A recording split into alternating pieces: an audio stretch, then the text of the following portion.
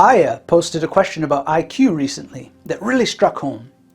I'm a college student and I've been insecure about continuing in academics with an intelligent IQ level, but not gifted. What's your opinion about the role of IQ in academics, and do you think that improving my memory might help me advance career-wise in the future and have a chance against the geniuses and the gifted? Otherwise, I might be better off in other fields. So, I'm not sure I'm the best person to answer this because, as far as I'm concerned, my IQ is effectively 0.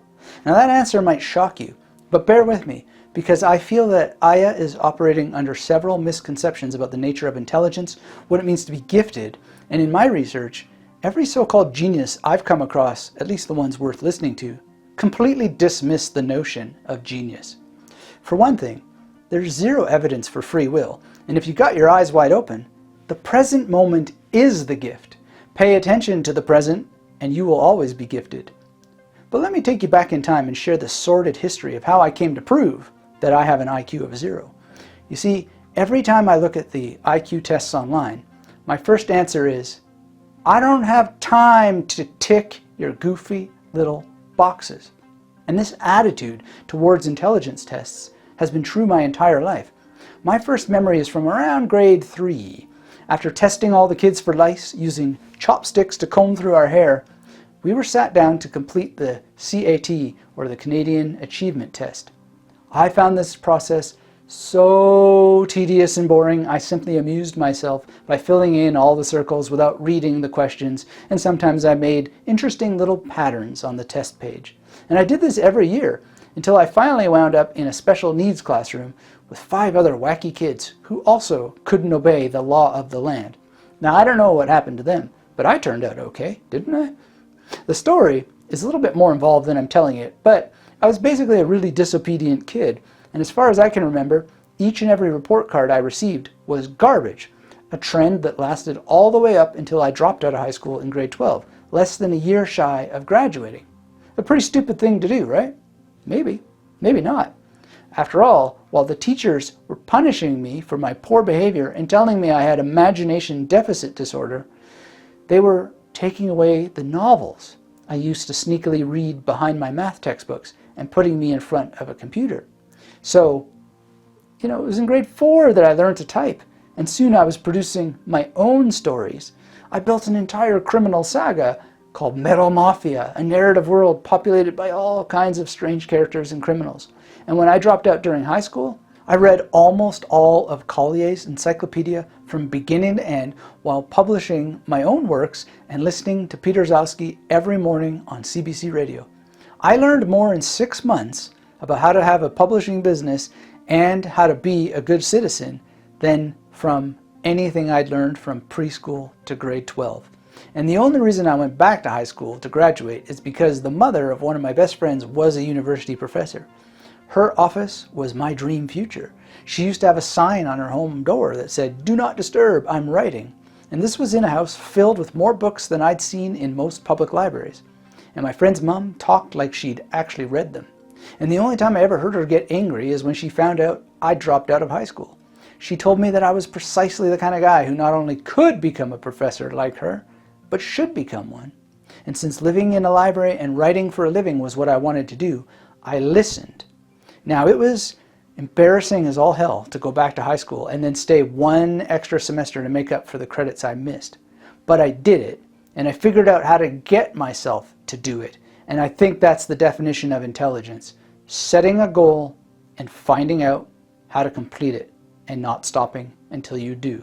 And so I went back to high school and I went to university and I never stopped until I had a PhD and I got 2 MAs along the way. And now I do live in something even better than a library, and I write my heart out day after day. So as a person with 0 IQ, I've been able to set and accomplish many goals in my life, and from where I'm sitting, that's what intelligence is really all about. So if you want to increase your IQ as such, hit that thumbs up, get subscribed if you're new here, and let's giddy up. Hi there, this is Dr. Anthony Metivier from MagneticMemoryMethod.com, and although I'm an IQ skeptic, which is exactly what every scientist should be, I do think you can increase your intelligence. How? Like I said, set goals and figure out how to complete them. Ideally, you set those goals based on learning projects that can make you smarter. For example, you can focus on how to read faster, how to use objective reasoning, how to practice reflective thinking, how to think more logically, how to improve your memory using a memory palace like we teach on this channel. The point is to be goal-oriented and pick one goal at a time. I know I'm being repetitive, but that's the point. If you still need to hear it because you haven't done it yet, then you need the repetition. Master it thoroughly and master your patience for repetition, because the world is also full of it. And this nuance on mastering skills and mastering patience for repetition really matters, because that's where people seem to lack in intelligence as such. They simply cannot deal with things like repetition. But if you want to complete a large learning project, your intelligence needs to be able to handle the fact that things do repeat, but they're not nearly as similar as you think from time to time. In fact, more often than not, those granular differences are what you need to know. And learning how to track and make use of those very small differences is a huge part of what happens when you train your mind to develop reflective thinking skills, to learn about logic. And I believe that most of us have the ability to learn those things. And for those who don't have that ability yet, I suggest checking out an interview with Richard Heyer on the Theories of Everything podcast, because he has some ideas about how in the future everybody might have those abilities, because there are some ways that IQ can be measured and some ideas for how it can be improved, but those are in the future yet to come for those who are truly struggling. In my view, the way to increase IQ will come from an understanding of the neuroscience and genetics of intelligence. And ironically, the more differences among people in intelligence are genetic, that means there's an underlying biochemistry, which is ironic because in the 21st century, we are learning how to manipulate that kind of neurochemistry. And that tells me that it's going to be possible, once we have a better understanding of the neuroscience of intelligence, to use neuroscience methods to develop interventions, possibly medications or drugs, that would increase IQ. That's the ironic part. People think that if intelligence is genetic, it's immutable, can't change. That's the wrong way to look at genetics. Genetics is probabilistic, not necessarily deterministic. And if you can manipulate those probabilities by manipulating somewhere in the cascade of events between a gene turning on and something happening in the brain, there are 1,000 steps, 1,000 neurochemical steps in between, and many interactions of other genes and other events in the brain. If we get some understanding of that, we can possibly intervene to increase intelligence dramatically. That's why I say in the beginning of the book, in my view, the ultimate purpose of intelligence research is to be able to increase intelligence. But when it comes to just learning how to learn, most of us can.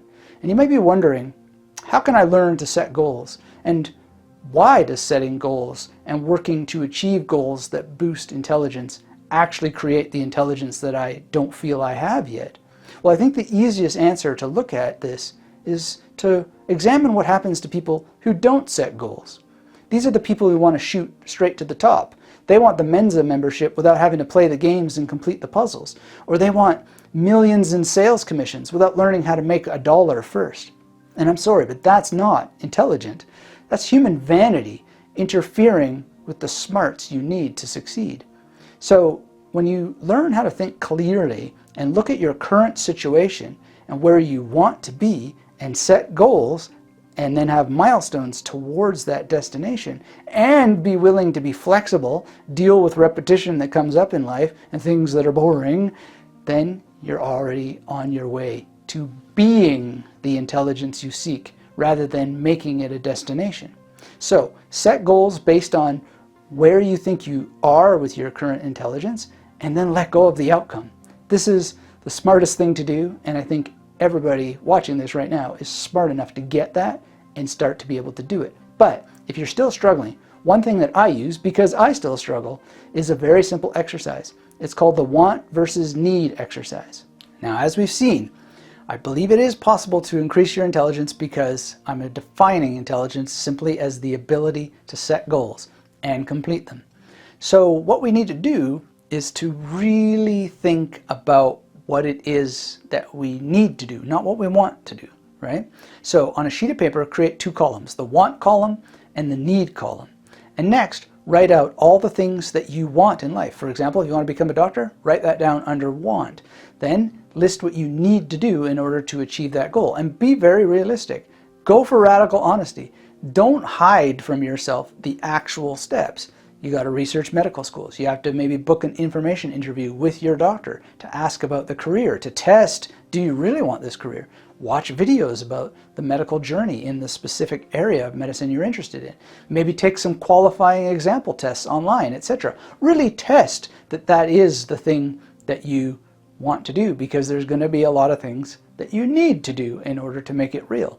And this exercise is just a very simple way to calibrate your attention on exactly how to increase your intelligence in a specific field. And the more specific you are, the more you can make intelligent decisions about not only how to proceed, but if to proceed.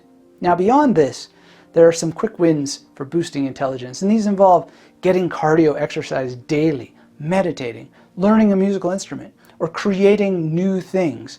And I think this is one of the things that helped me so much. When I was a high school dropout, I was creating my own books as I was reading them. And I learned how to read a lot better because I was a teenager who created the books that I was consuming, or not the exact books I was consuming, but I was very much a participant in the production of literature. And even if it was only a speck of sand in terms of how much participation that was, it was still being part of it. And so if you keep exploring and participating as you explore, you're going to be building that knowledge that you seek, that intelligence. And that's why on this channel we explore historical practices like the ancient memory tradition and the tools like Ars Combinatoria. And the important thing to realize is that keeping your mind sharp is a marathon. It's not a race. It's a journey, not a destination. And it's one that you must be intimately involved in. No one can improve your intelligence for you. You have to be taking the steps. And you need variety along the way, and you need to personalize it all. We know this from science, and we talked about that in our video on active recall. So as I hope to have demonstrated, all you have to do really is start by improving your ability to learn new things and be goal-oriented, and then figure out how to make sure you continue working towards the goal and being willing to shift when the evidence suggests that you should have a different goal or a better goal. This is in fact the hallmark of intelligence. This is the reason why people flock to know what intelligent people are reading. People just love the book lists of smart people. And reading is one of the major ways to develop and maintain your ability to learn. So the key is not just to read the lists of the books that successful people read. Read them yourself. And for a simple little trick, read approximately 2 to 10% of the books that you find mentioned in those books that you're reading. And this will help scale your context, because one of the best things that you can do is constantly expand your context. The more you know, the more you can know. And so with thanks to our channel members and Aya for the question, I humbly suggest you watch our community's video on how to read faster next. It's not exactly what you think, but it's very, very powerful and magnetic indeed.